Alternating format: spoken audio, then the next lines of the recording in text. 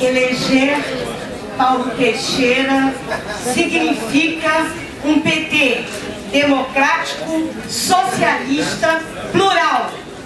Transformar, sim, transformar o PT que hoje está, que destrói as bases, as macros, em um PT de militante, de participação, vinculado aos movimentos sociais, sindicais. Paulo Teixeira defende a paridade de gênero na reforma política.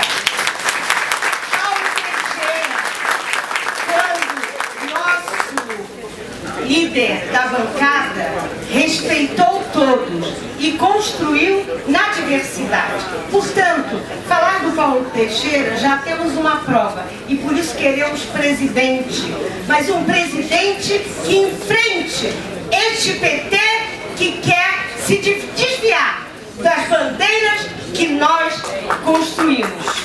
Paulo Teixeira quer um PT que hegemonize a política de aliança que elegeu e que vai eleger a Dilma.